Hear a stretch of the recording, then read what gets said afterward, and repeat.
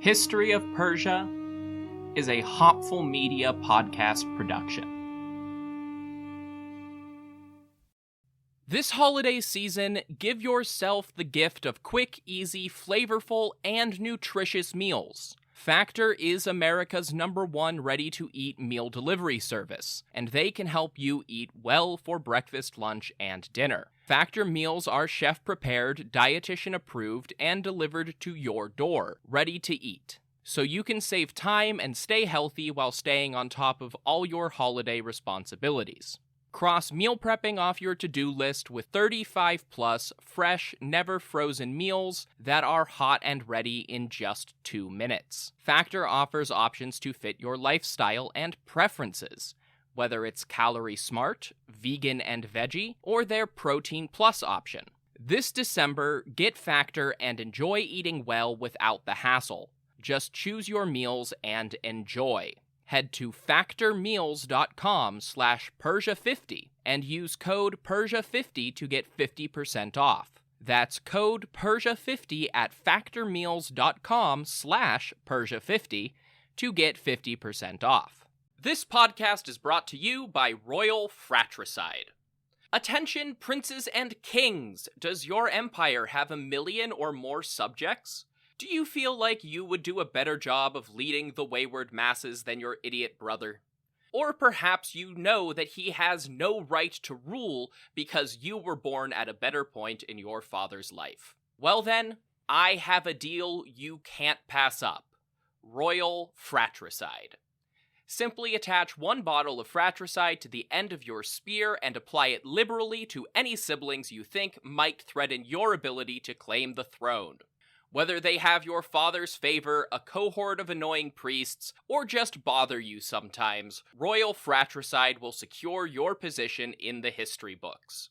Go to historyofpersiapodcast.com/Royal Fratricide and use promo code BROTHERS to get 10% off your kingship today.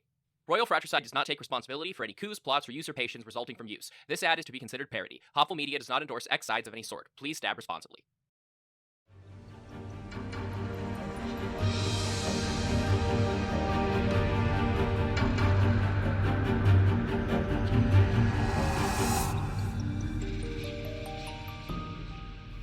Hello everyone, welcome to the History of Persia. This is episode 104, the Darius Restoration. Last time, we talked about eunuchs, their role in the Achaemenid government, how and why they were castrated to be in those positions, and their role as a possible third gender in Persian society. I also discussed some other gender non-conforming groups in the Achaemenid world, including priesthoods and the idea of sexual identity in the Achaemenid period. Before that, we had just done a narrative episode on the domestic policies of Artaxerxes III, his assassination by the eunuch advisor Bagoas the Elder, and the mass murder of all but one of Artaxerxes III's heirs. The lone survivor was Arses, the youngest Achaemenid prince in 338 BCE, who became King Artaxerxes IV for the sole purpose of acting as Bagoas's puppet. A royal assassination, a boy king as no more than a figurehead, advisors looking out for nobody but themselves, rising tensions with the Saka in the northeast, and exhaustion after dealing with decades of open warfare in the west.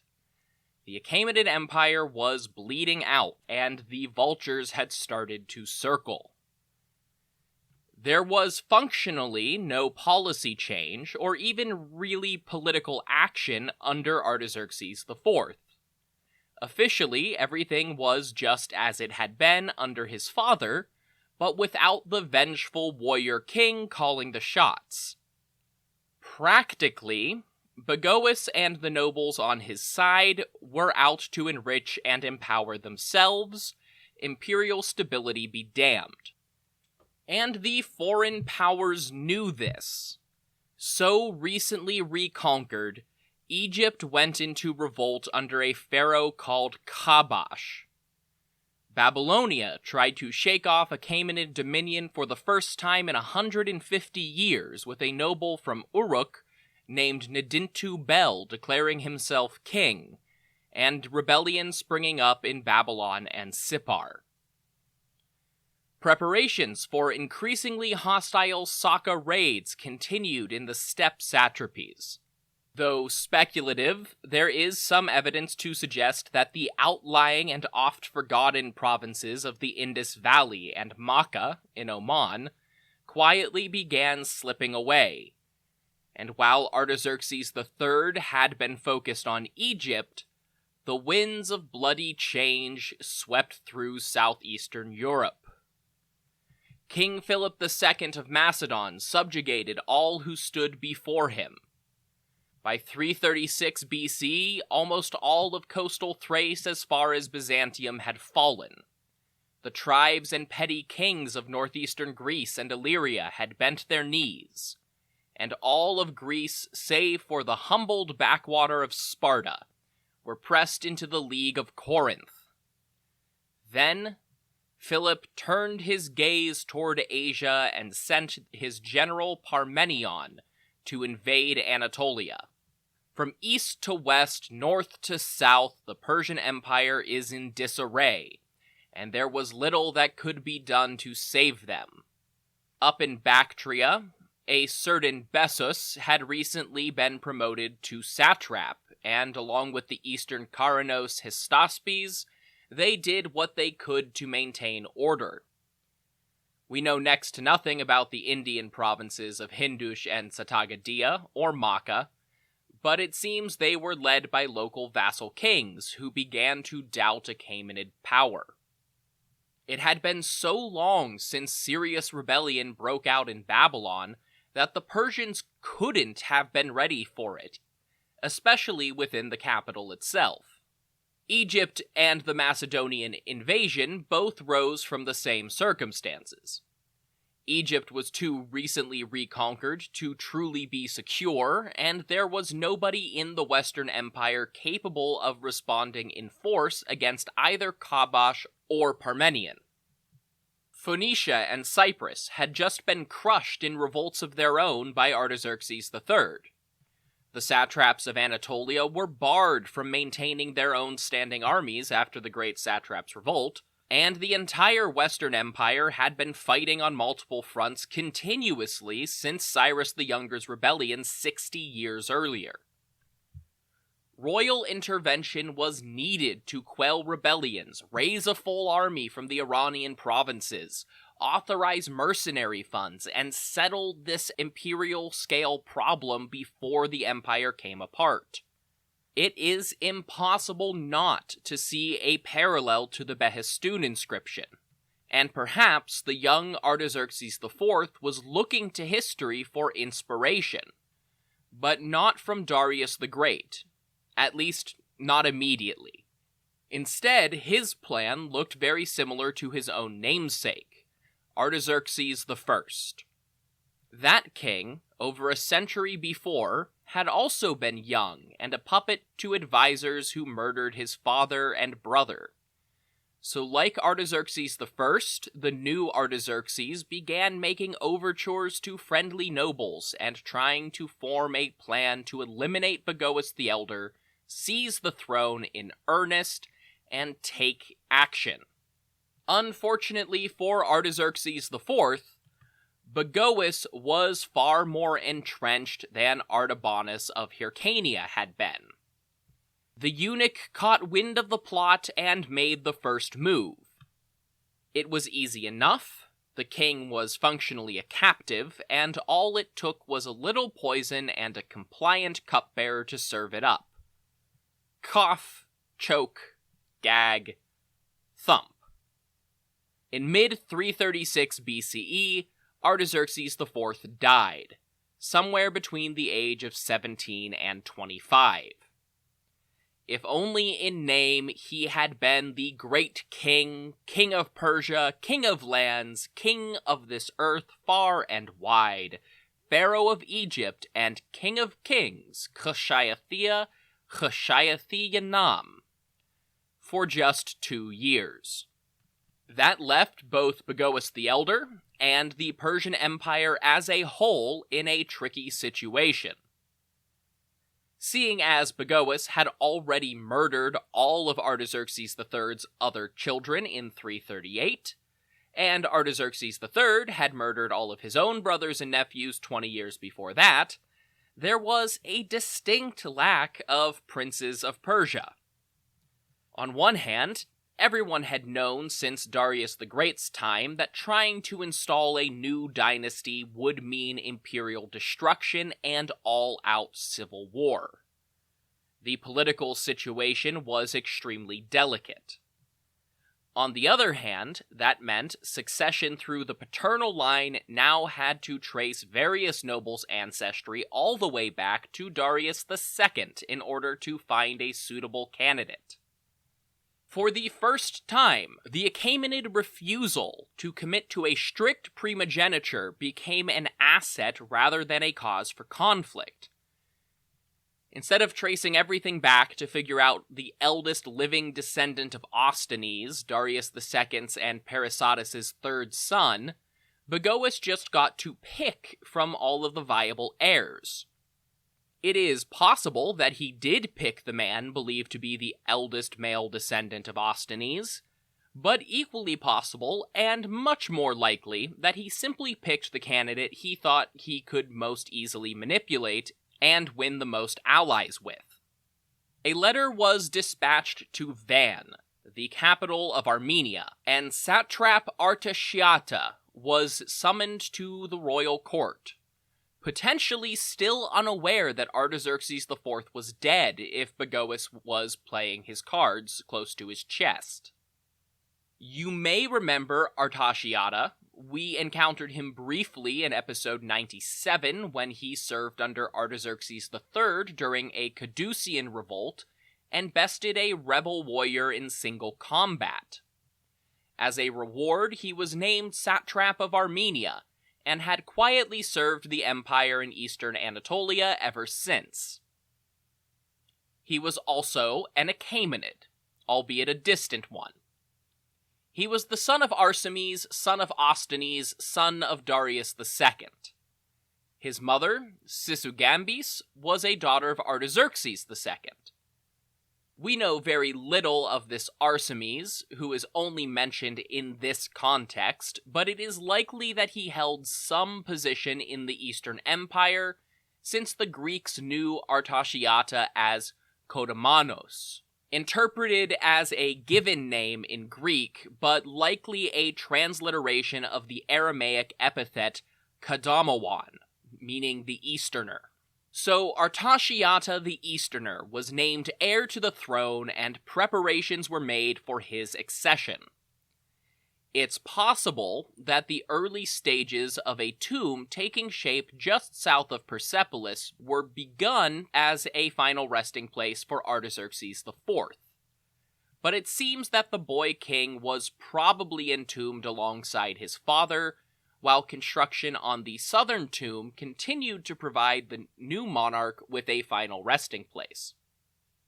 Artaxerxes entered the sanctuary of Anahita at Pasargadae, and the new king came out on the other side. Of course, Artaxerxes is no name for an Achaemenid king, and as a ruler with a rather dubious claim to legitimacy, whose most direct royal ancestor was Darius II, and whose empire was on the verge of a Behistun-esque crisis, there was only one logical choice. He was now King Darius III. And perhaps that should have been a sign to Bagoas. He chose poorly. In retrospect, that choice of throne name signaled Darius's intentions loud and clear. Neither previous Darius had taken unruly nobles lightly, and Darius III was no child. Instead, he was a respectable satrap and a war hero in his mid-40s at least. It was soon apparent that the new monarch had no intention of being made a puppet.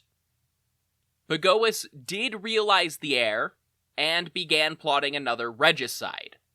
But in this case, the third time was not the charm.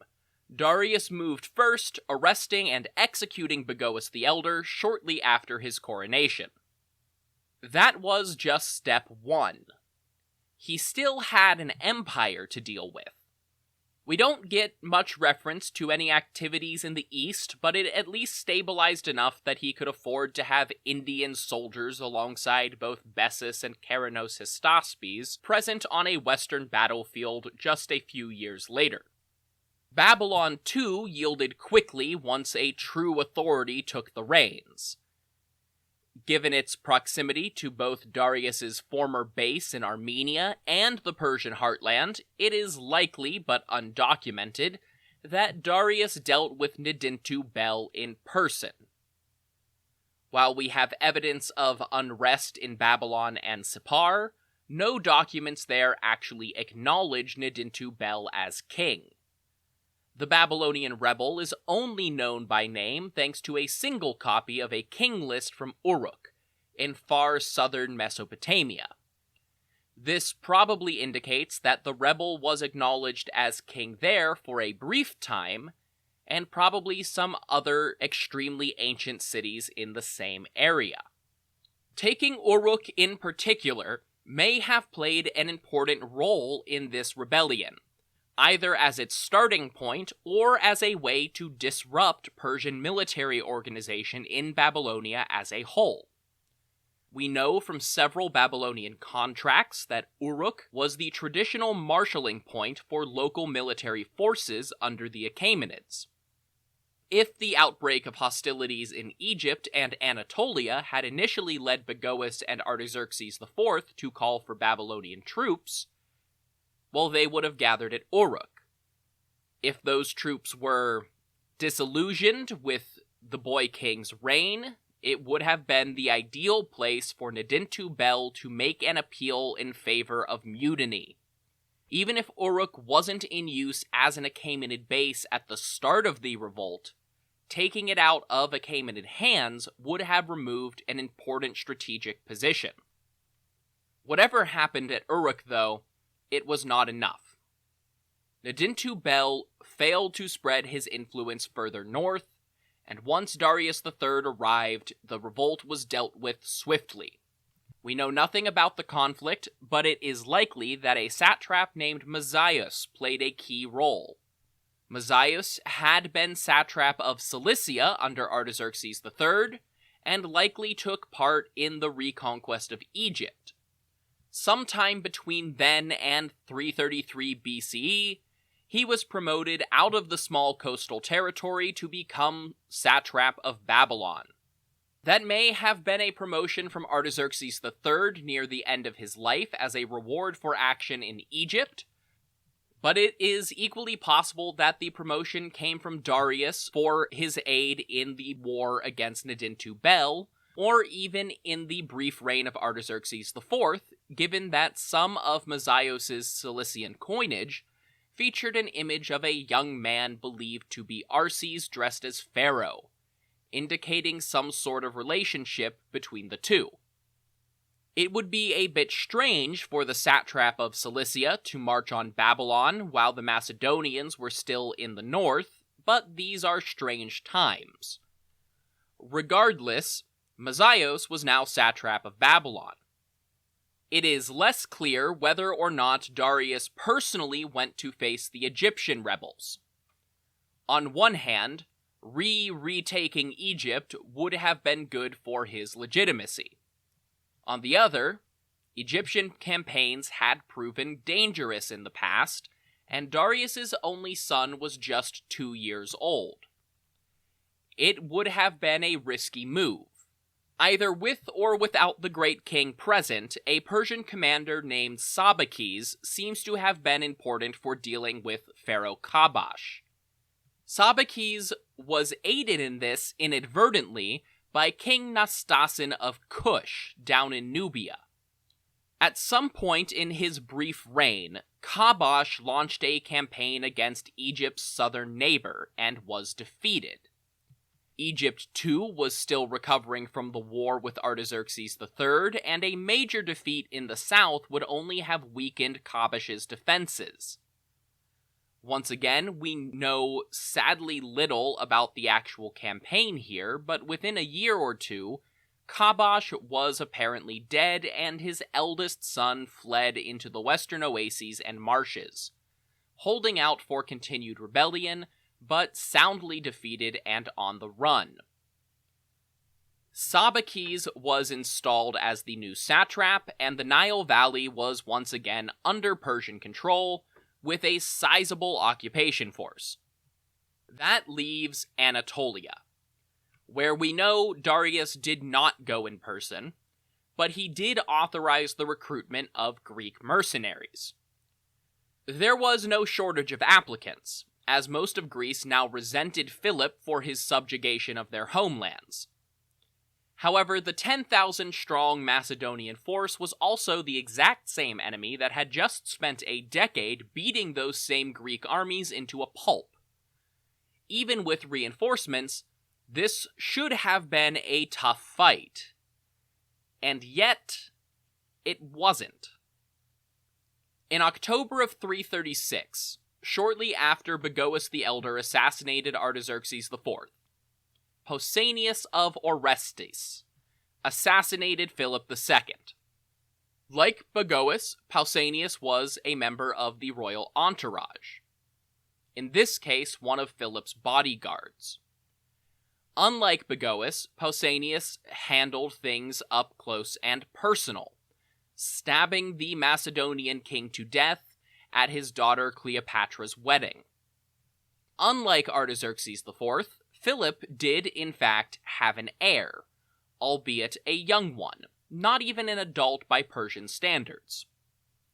The death of their greatest leader ever, and the relatively untested nature of the newfound 20-year-old king, Alexander III, did not inspire confidence in Parmenion, nor the other Macedonian troops in Anatolia.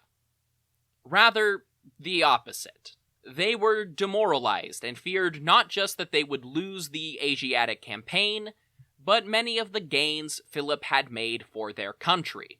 The local recruits and Greek mercenaries sent to oust Parmenion from Persian territory were placed under the command of the empire's prime Anatolian unrest specialists, the extended family of Mentor of Rhodes.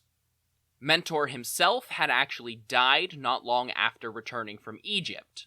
It's likely that he fell in battle against Parmenion, but equally possible that it was simply an illness, or even that Bagoas exacted revenge for their humiliating partnership during the reconquest of Egypt. Now, Memnon, Mentor's brother and former rebel against Persia in exile at the Macedonian court, had succeeded his brother as a local governor and Persian fixer in Anatolia, marrying Mentor's widow, the Persian noblewoman Barsine. Barsine, who had once been considered for betrothal to the new Macedonian king Alexander. Memnon took command of the assembled forces and engaged the Macedonians outside of Magnesia on the Meander River. It was a swift and decisive Persian victory that sent the Macedonians fleeing for their ships, abandoning the Asian campaign, and allowing Memnon and the local satraps to march through the Greek coastal cities, resubjugating as many of them as had rebelled. And with that, Darius III had peace at last. People and resources were still coming from the Indus, the northeastern frontier was secure enough, Egypt and Babylon were back in Persian hands, and the Macedonians had proven to be just one more misguided Greek invasion and Ionian revolt in a sequence of over 200 years of foolish Greeks and Ionian rebels thinking they could stand against the King of Kings.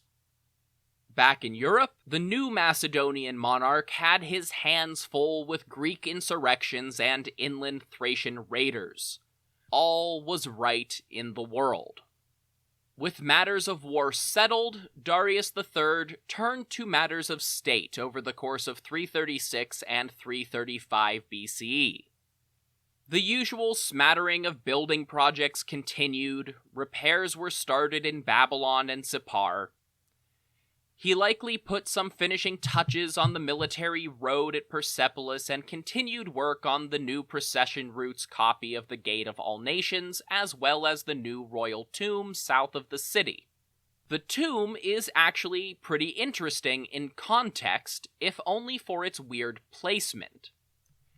It is located well outside the normal bounds of the Persepolis complex.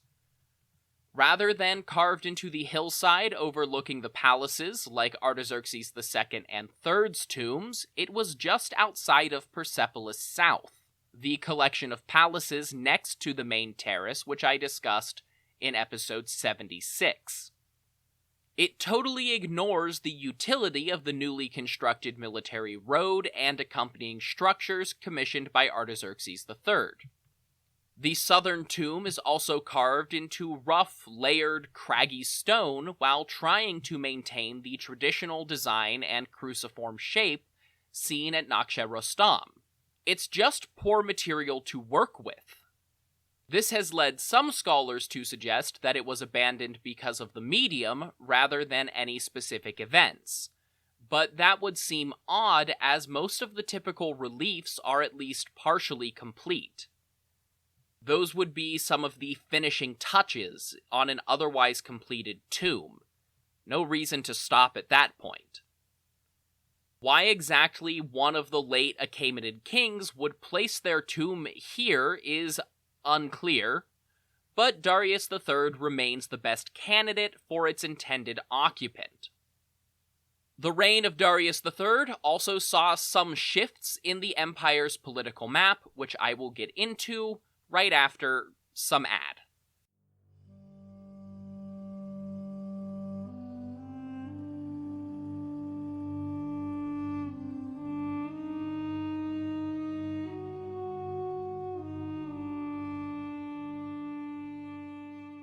This podcast is brought to you by Royal Fratricide.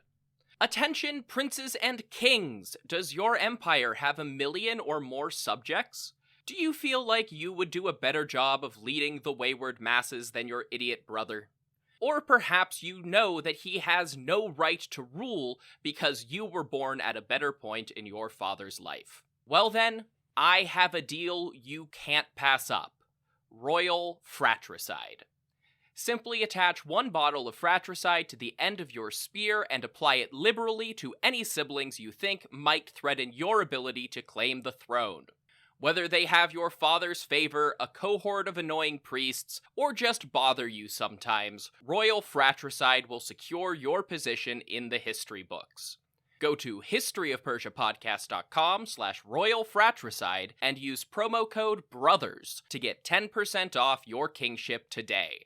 Royal Fratricide does not take responsibility for any coups, plots, or usurpations resulting from use. This ad is to be considered parody. Hopful Media does not endorse X sides of any sort. Please stab responsibly.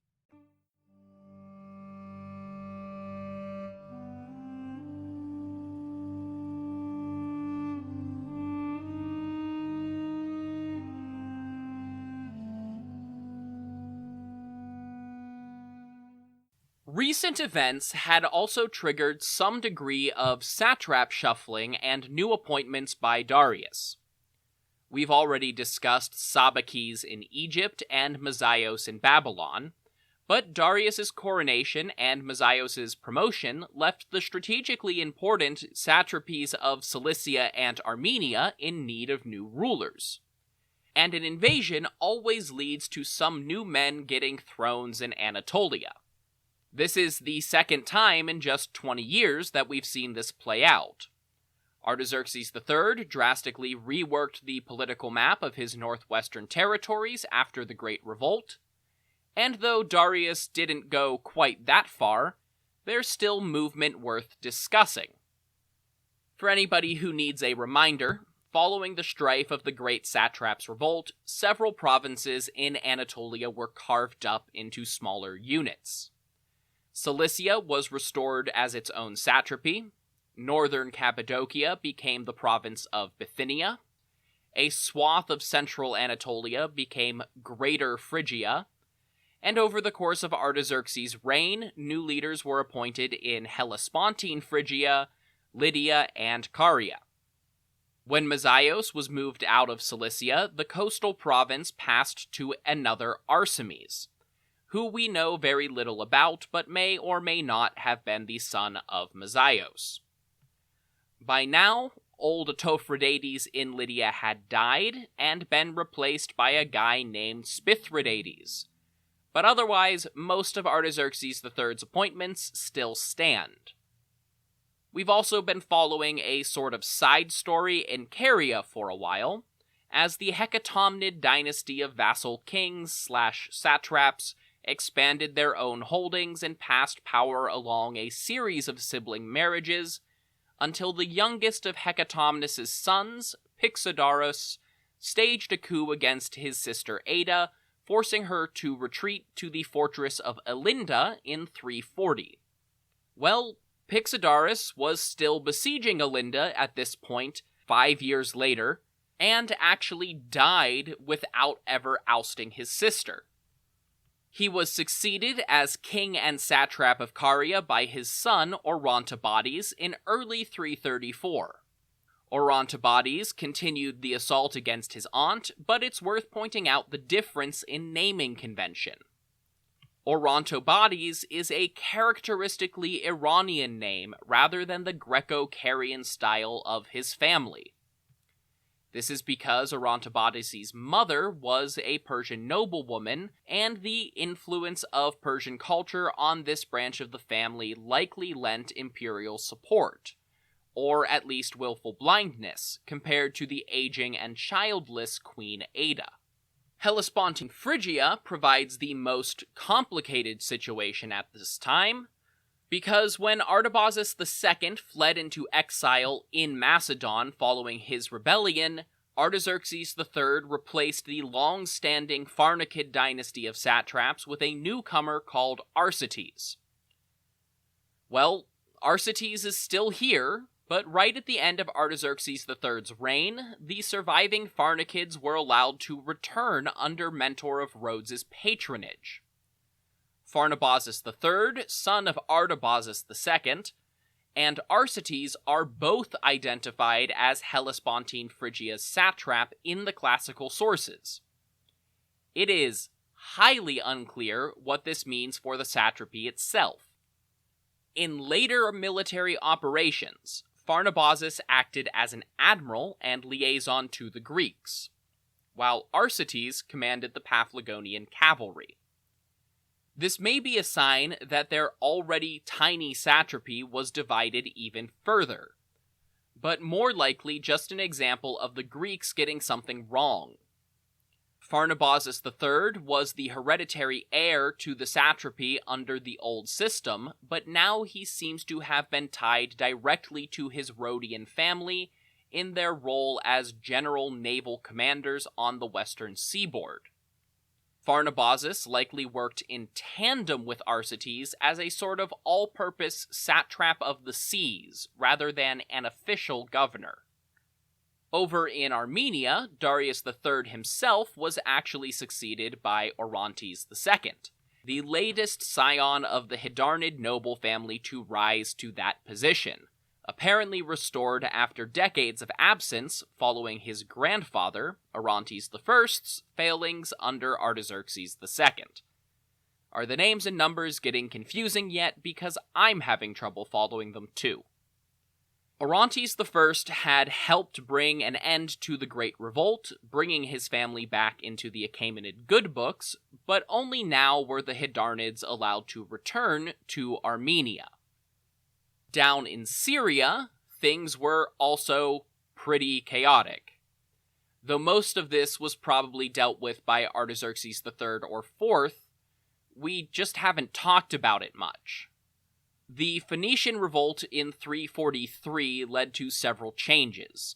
Surprisingly, even though the rebel king of Sidon was executed, his family was allowed to remain in power, with the new king Abdastart II succeeding under Persian oversight. However, even though it is less discussed in our sources, the rebel leaders in Tyre were ousted by the Persians, allowing a man named Asamilkos to become king of the island city-state as a Persian loyalist. That same rebellion had resulted in the death of satrap Bagoas II of Assyria, meaning he too had to be replaced. Surprisingly, despite all the action that we're about to see in the Assyrian satrapy, we do not know the name of his replacement. Given that they were loyalists and the satrapy had already passed from father to son several times, we can probably assume that it was one of Bagoas' sons. Naturally, there were other appointments and shuffling in the east during this time, though we don't know the details. None of them seem to be connected in particular to unrest, and they were probably just routine promotions as older governors died or were promoted themselves. One eastern satrap under Darius III does deserve special attention, though. In 335 BCE, Artaxerxes was named the first ever satrap of Parsa. This is a startling change in imperial policy. The Achaemenids' home province had never had a satrap before. Instead, the mayor of the palace at Persepolis filled some of the same roles, but the homeland was never treated as a province in the same way as all the conquered peoples. Parsa was above that. Installing Artaxerxes as a true satrap meant that aspects of provincial administration would be introduced, like taxes, and that Artaxerxes would have greater autonomy from Darius than the mayors of Persepolis typically had under his predecessors.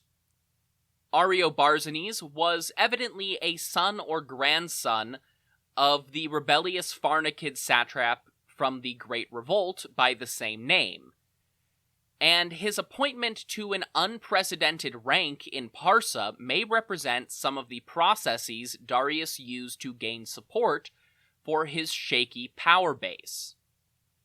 Elevating Artaxerxes would have the dual effect of reconciling both surviving branches of the Pharnakid family and securing loyalty from a cadet branch of the Achaemenid house. Darius III could hardly purge the hundreds of distant royal cousins from the empire, but he could ensure that as many of them stayed loyal as possible. It's highly likely that many of the satraps he appointed were cousins that needed to be appeased. Likewise, if Darius had children old enough to marry off, he almost certainly would have done so to forge marriage alliances with other nobles. But he did not. In an example of extremely confusing convention, Darius's wife Statera is sometimes called Statera I. But of course, she wasn't, as that had already been Artaxerxes II's wife's name, but so it goes. For clarity, I will call her Queen Statera the Elder rather than the first. Darius, or more accurately Artaxerxes, and Statera were married sometime while he was still satrap in Armenia. Different sources make different claims on Statera's background. She may have been his sister, but that is not universally agreed upon. She may have been the daughter of a different noble, or the daughter of a tribal confederacy's leader that they were trying to form an alliance with. The first daughter of Darius and Statera was apparently born sometime in the late 350s or early 340s. She was also named Statera, or for clarity's sake, Statera II or Statera the Younger. This Statera was probably in her early teens when her father became king, only barely of marrying age by 334. Darius and Statera the Elder had another girl named Drapetis, who is still just a child around 10 to 13 years old at this point. Finally, just before Artaxerxes IV's death, Statera the Elder gave birth to a son named Ochus. Of course, this Ochus was maybe 4 or 5 years old by 334, so not exactly a political power player. We can probably assume that, as king, Darius was hard at work finding secondary wives and concubines to shore up his political alliances, but also probably already thinking of a way to avoid the old conflicts of primogeniture and porphyrogeniture rearing their ugly heads once again. Even if only by a few months, the little Prince Ochus had been born before his father was crowned. Any good Achaemenid king knew that this would cause problems. Lastly, I also want to discuss some legendary feats attributed to Darius III, or more accurately, Dara II, a king of later Persian and Zoroastrian tales who combines aspects of several historical Dariuses, but is most closely associated with events from Darius III's reign. Dara was credited with the construction of a city in southeastern Parsa historically called Darabgerd, or just Darab today. This is certainly possible, but unlikely, as there is no evidence to support its existence in Achaemenid times. The city's name does literally mean Darius Town, but it's more likely the product of a later dynasty of petty kings called the Darianids, after the first of their line, Darian, which is just a later Aramaic rendering of Dariavosh, just as Darius is in Latin. In a tale more directly connected to the events of the real Darius III's reign, the legendary Dara II is credited with the first written compilation of the Avesta. Supposedly, all the Magi's commentaries and scripture itself were recorded on sheets of leather in golden ink to record the sacred hymns and prayers forever.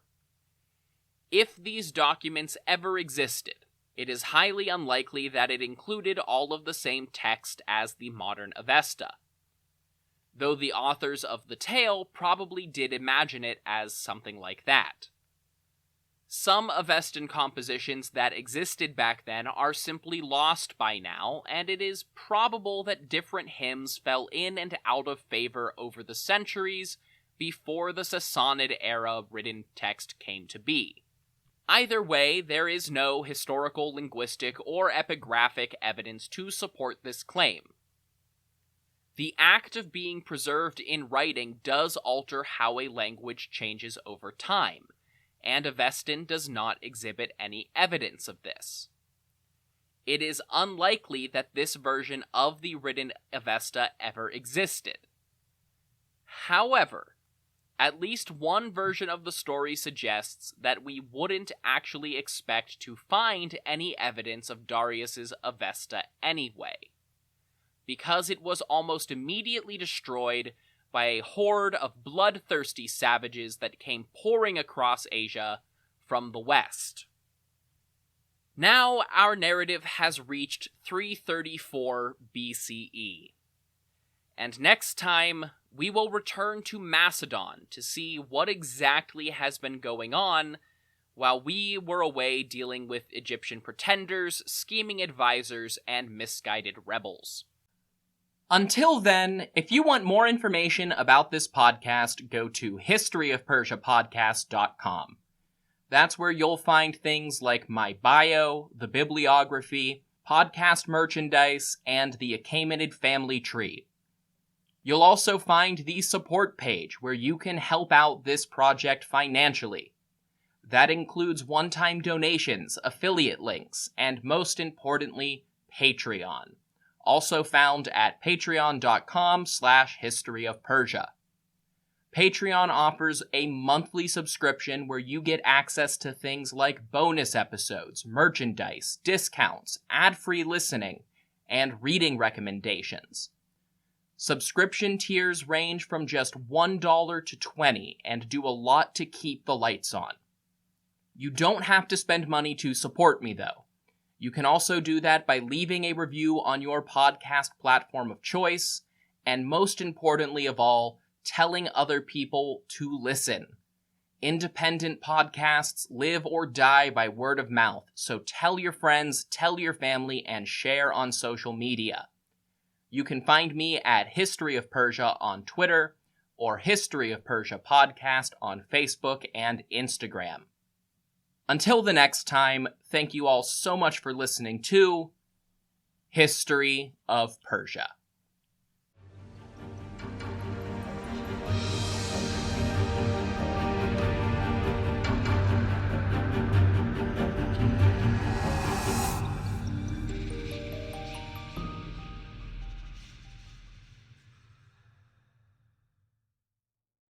This podcast is brought to you by Royal Fratricide. Attention, princes and kings! Does your empire have 1 million or more subjects? Do you feel like you would do a better job of leading the wayward masses than your idiot brother? Or perhaps you know that he has no right to rule because you were born at a better point in your father's life. Well then, I have a deal you can't pass up. Royal Fratricide. Simply attach 1 bottle of fratricide to the end of your spear and apply it liberally to any siblings you think might threaten your ability to claim the throne. Whether they have your father's favor, a cohort of annoying priests, or just bother you sometimes, Royal Fratricide will secure your position in the history books. Go to historyofpersiapodcast.com/Royal Fratricide and use promo code BROTHERS to get 10% off your kingship today. Royal Fratricide does not take responsibility for any coups, plots, or usurpations resulting from use. This ad is to be considered parody. Hopful Media does not endorse X sides of any sort. Please stab responsibly.